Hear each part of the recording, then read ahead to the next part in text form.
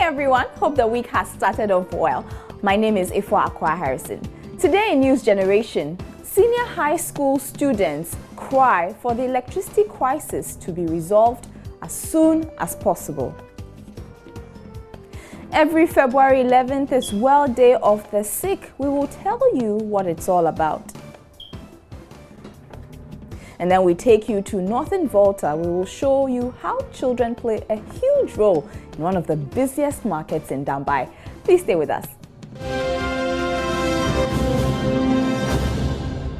And you're welcome back to News Generation. Remember, you can always find us on social media. We're on facebook.com/newsgenerationgh. We're also on Twitter @newsgengh.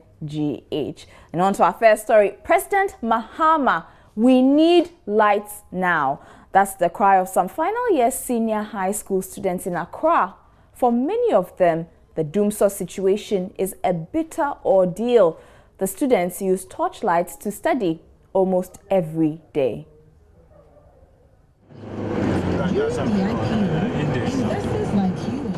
This is the campus of one of the oldest senior high schools in Accra, Accra Academy. It is a daily struggle in the dark for students, a problem that discourages learning. But these students cannot afford to slack. 18-year-old Tete Adi is in his final year.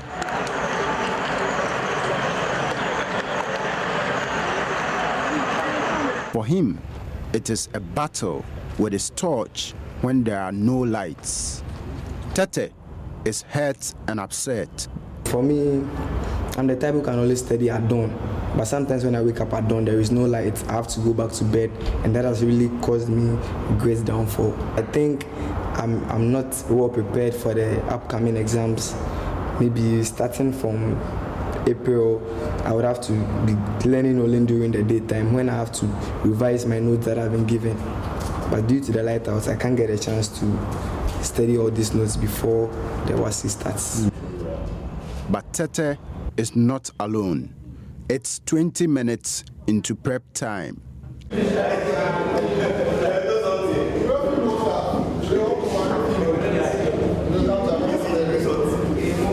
Students are eagerly waiting for the lights to come on.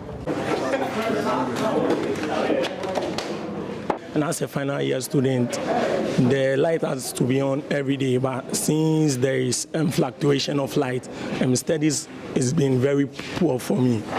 We are suffering because the light is not sustained.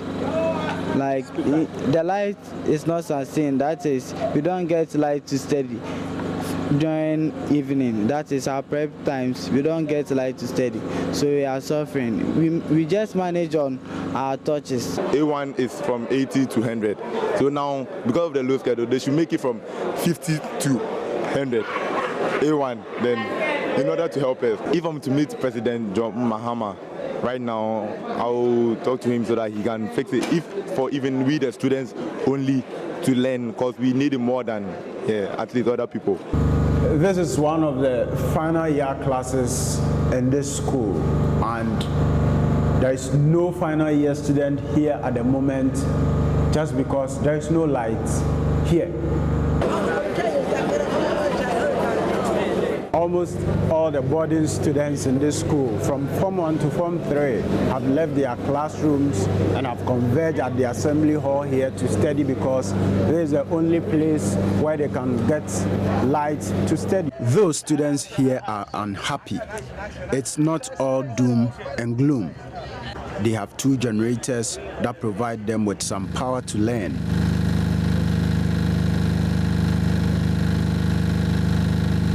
Headmaster of the school, who is also president of Conference of Assisted Senior High Schools, Charles, says more provisions are being made to lessen the burden of students.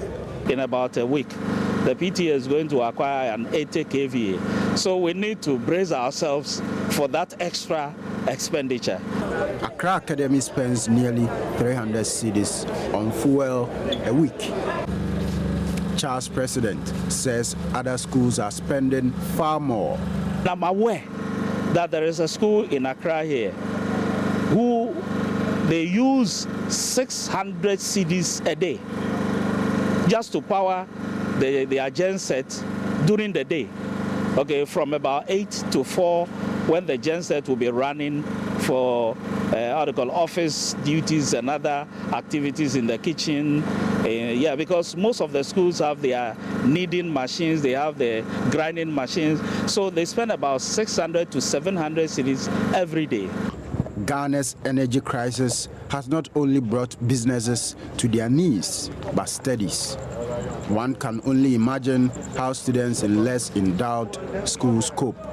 Hopefully, the torchlight battle for these boys will end soon. They wait on government for an urgent solution to the problem. So how is the light-off situation affecting you? Let us know on our Facebook wall. It's facebook.com/NewsGenerationGH. Now, do you believe in the power of prayer to heal people? Well, the Catholic Church does. This is why they observe World Day of the Sick every February 11th. 5-year-old Vincent is from Winneba in the Central Region. He has traveled over an hour to Accra because he is very sick.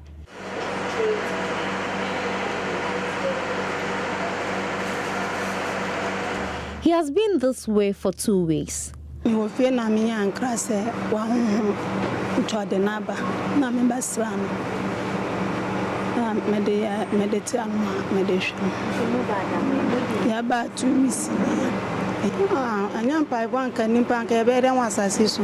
Doctor betuma yejuma empaibo msenya nya hoden na ma nipa etumi yeden etumi tu anamo nyame ahoden na ma ngosra eba nyame ahoden na ma doctors for ahoden so ama omunyansa ni nimdie mutumi nya ejuma no nyame na de nyansa ni nimdie de ma doctor for mo so ma won to boase na aboto mo de hwe nkwala nyame hwe fie nyankopon chense ono ankasa ma nensa so ono ye yaresa for tumi choma nensa so na bibia wie paye na yem free. Vincent is unable to talk or eat because of his illness. Vincent is not the only one. Elizabeth is sick and has malaria. Every February 11, World Day of the Sick is observed as a day of prayer for people like Vincent and Elizabeth. The church holds this every year. This is the 23rd celebration we've had of this since John Paul II was the Pope. And its emphasis on the sick, to pray and care for the sick on that day, because the church continues the healing ministry of Christ. Pope John Paul II suffered a lot himself, so he was able to have that empathy maybe for the sick. But it doesn't mean that we neglected the sick before this, certainly not. Reverend Father Andrew Campbell is the parish priest of Christ the King Catholic Church in Accra. In Ghana, Christ the King celebrates the day by visiting and praying for the sick. Of looking after the sick, and it's very, very important, extremely important for the church to be able to emphasize that this is our work, this is what we're doing. We're just continuing the work of Christ and bringing healing and hope to others. When you're lying in a hospital bed, you know, you're in pain and you feel lonely, you feel lost. You know, there's a chance that, you know, you just feel like giving up and say, well, you know, look at, why does God do this? Why am I afflicted with such and such? Why? But yet, sickness can be a blessing. It can be a blessing that people who are sick, who have got great hope, and they've got the priest to help them, they've been anointed, you know, they fall back on their faith. Then they know there's a God who loves them, a God who cares for them. This is why the faith organization visited the 37 military hospital to observe the day. So how do young people feel about a day like this? I think Ghanaians have to observe the sickness, the sick victims who are in the hospital, in order to pray for them and visit them, to give them courage in order to stay alive. It is important because most Ghanaians get a chance to talk and encourage them. Any sick person who's watching is to give them hope that the sick person is loved by God in a special way, that their sufferings that they're going through will help other people. will help other people to know that God loves them, God cares for them, that they are special to God. 5-year-old Vincent and 6-year-old Elizabeth will be looking forward for the comfort of a healing prayer. Now, a first-year senior high school student in the Volta region was accidentally shot by police. I'm sure you've all heard about the St. Paul's incident. Well, it's been in the news for a while. Here's a timeline explaining how it all happened. Students of St. Paul's Senior High School go on rampage, destroying school property. The students are angry with school authorities for protecting 2 male students accused of homosexuality. Same day, police are called to school campus to restore law and order. Warning shots were fired to disperse rioting students. 17-year-old student Adil Rakib Yushao was accidentally killed by a stray bullet. Later, 2 students accused of homosexuality were arrested by the police to assist in investigations. St. Paul's Senior High School is closed down. Students are sent home until calm is restored. The Director of Police Public Affairs, Superintendent Sifas Atta, confirmed the 3 police officers involved in the shooting have been detained. Investigations have started. The 2 students detained by the police have been granted bail. As to why the police went there in the first place with live arms, with ammunition, with weapons, with the kind of weapon that they went there with.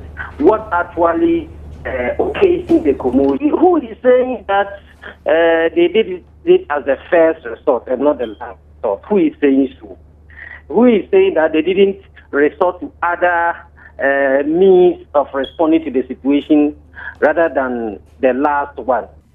Body of 17-year-old Adil Rakib Yushao has been released by the police. His family buries him according to Islamic traditions. Father of deceased student Alhaji Suleiman denies his son's involvement in the riots and vows to seek justice for his son.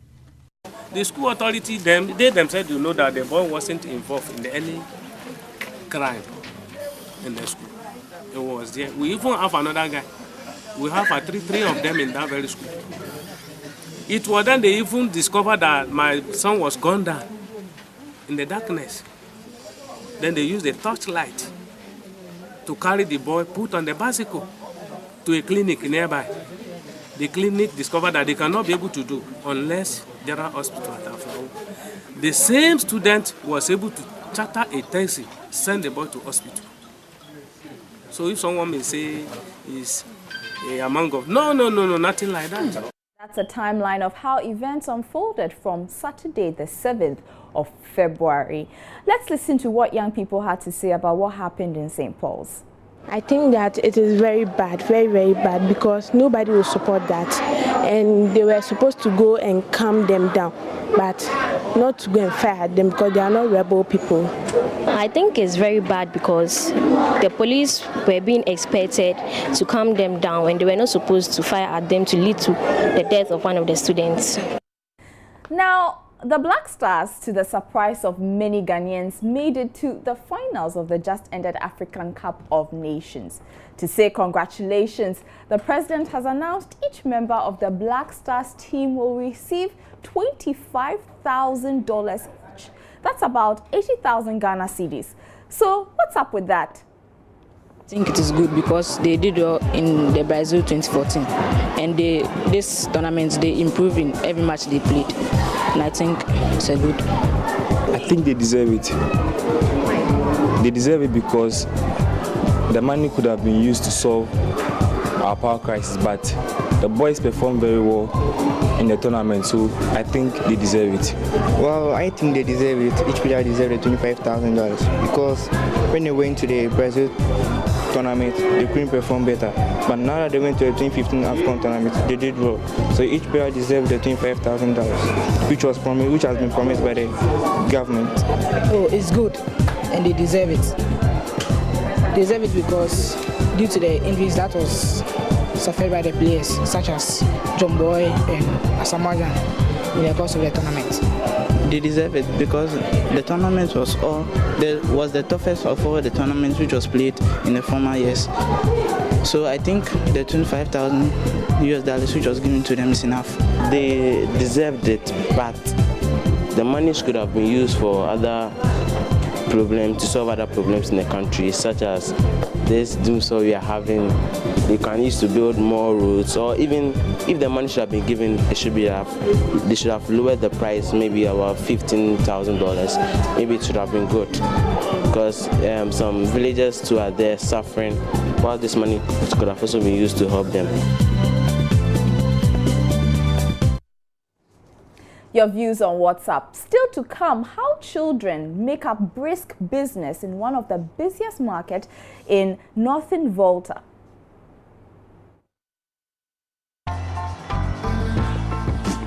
The $25,000 for each Black Star is from the Ghana National Petroleum Corporation.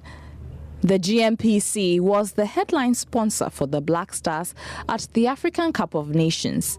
The GNPC is the government body that handles petroleum-related activities in Ghana. The Black Stars team will also be taking an additional $200,000 for getting through the quarter and semi-final stages of the African Cup. This will be donated by another Black Star sponsor, Unibank. That was actually fun facts, a little bit of fun facts on giving you background on the Black Stars and their bonuses. Now, one of the busiest markets in Northern Volta is the Dambai market. Thousands of people, some coming as far as Togo, visit the market to buy and sell. But business in the market wouldn't be so brisk without the hundreds of working children. It is 3 p.m. in Dambai on a Monday. There are people everywhere. The Dambai market is vibrant. It is the heart of the local economy. Amongst the milling crowd at the market are lots of children. In fact, they make up almost half of the crowd.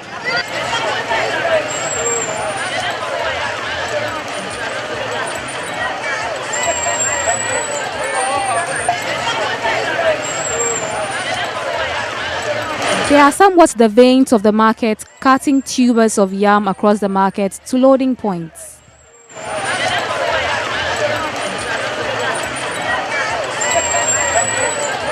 Every Monday, traders from the districts and even Togo converge at the market to sell and load food onto vehicles heading for Accra. That's when the children are needed, and that's where we spotted Kate and her cousin. They had been across the market 3 times already.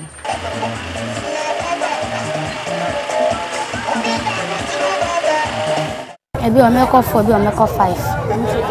4 and 5, no way, let's say 2 cedi, make up 5, and minute 10 cedi. With the help of friends, they carry yam to various loading points and get paid 2 cedis for every 100 tubers they carry.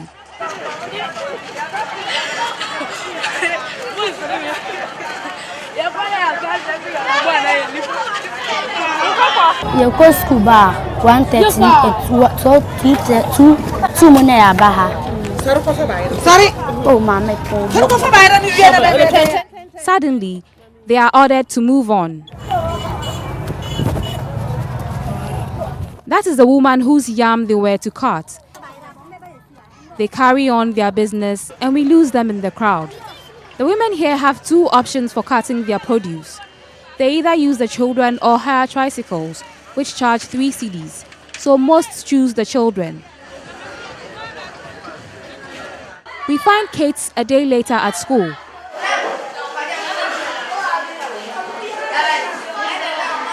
The previous day's activity is taking its toll, but she carries on anyway. Monday, me free just bar. My bed drying my quad. Me near Juma be here. Then, this time me are being my quad. My new fridge in my pure tan my cotton. Me new scout your better me PTA. PTA na yes. 150. 15 cedis. This time wait to. When to PTA na then on the I'm be pay me. No school fees yes. Into school fees, so pity and it. Tell me try pity anywhere.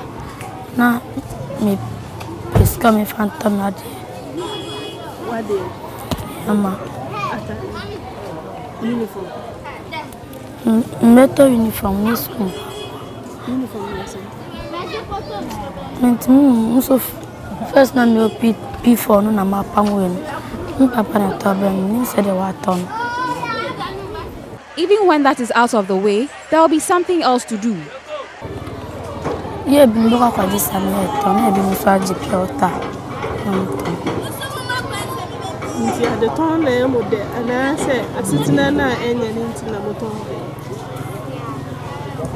Asitina na enya nti na ton. Kate's family does not agree to an interview, but it is clear it is normal for children in the area to do some form of work. As porters or traders, their activities run like clockwork because they have to make money to support their families. That's certainly no life for a child, but it will probably continue every Monday at the market in Dambai. So, I have a question for you. What is your favorite dance move? Is it the Azonto, the Al-Qaeda, or the Doogie? Teach me how to Doogie. Well, 16-year-old Mutala Adam is not interested in any of these. He trains with a cultural group, the Tama Cultural Group, and he tells us why he loves traditional dancing. This is not one of Mutala's usual training sessions.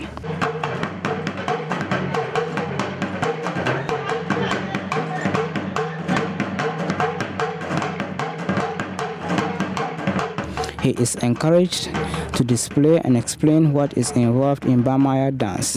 If I come to get in the floor, we start with this, like this. It means we are coming with happiness into the floor, so it will make the audience happy. And the second variation is goes with this variation. That means we are coming to start the dance with what? Seriously. The fourth variation is you shake your waist. Mutala Adam is 16 years old. Not only does he love the dance, he understands the history behind Bamaya. The dance I dance is named called Bamaya. It was formed by farmers. And my colleague danced Jara. It was formed by hunters. And we have some southern dances like Africa Amazing, Twara, like that ones. Like when a chief died in the ceremony, we come dance it a country. So there's time come, there's no food, no water for them to drink and eat. So they agree to go to their spiritual and beg for the soldier to get food or water to drink. So when they are going to perform that thing, their girls wear that thing. They use it. That was the place it started to form. And Bamaya was dance with girls. But Mutala Adam does not rehearse alone. He practices other forms of cultural dance with his colleagues.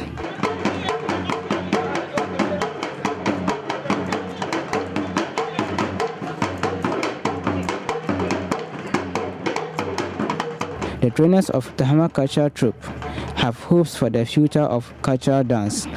We've been to NAFAC, it's National Festival for Art and Culture, we just came back from Sunyani. Apart from that, last year, we were at China at their summer season, at Christmas season and New Year. We were over there performing. And then we had a lot of pictures inside. There's a lot of benefit out from it. Well, we school at the same time, doing the cultural dance. And there's a lot of benefits out from it. Though, so far as they are schooling and learning that, when they get to the SS, from there to varsity, and then they can even do the knowledge, it goes with that. The knowledge goes with the culture, the same activities. Mutala hopes to also play a big role in cultural dance in the future. Most our Ghanaians, we benefit from our culture too. Yes, it's our local dances. So if you perform it, can help you in future. In future, I'd like to be the Minister of Culture Center.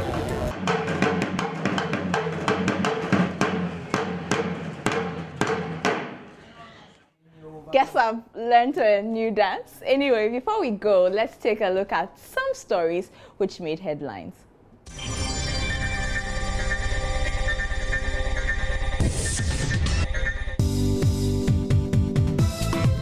A 4-year-old was rescued by a teenage boy at Peace Town around Waja in Accra.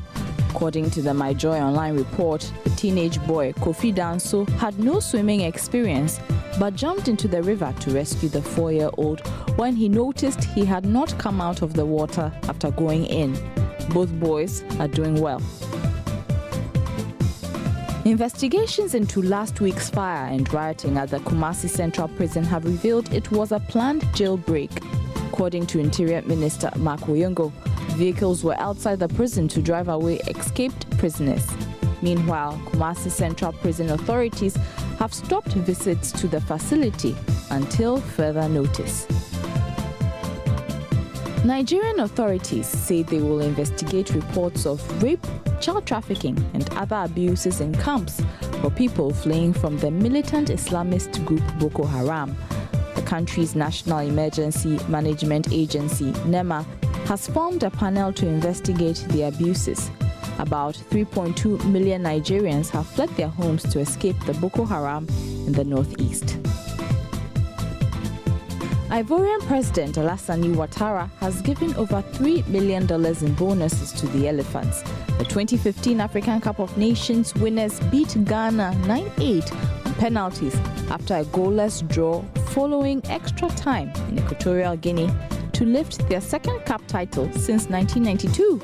Coach Hervé Renard was invited to the presidential palace on Tuesday. The Frenchman received a bonus of more than 114,000 euros. A restaurant in Singapore is using robots as service. The group of flying drones can automatically deliver dinner. Infinium's robots move around diners using paths mapped out by a computer program. They find their way using infrared sensors placed around the restaurant.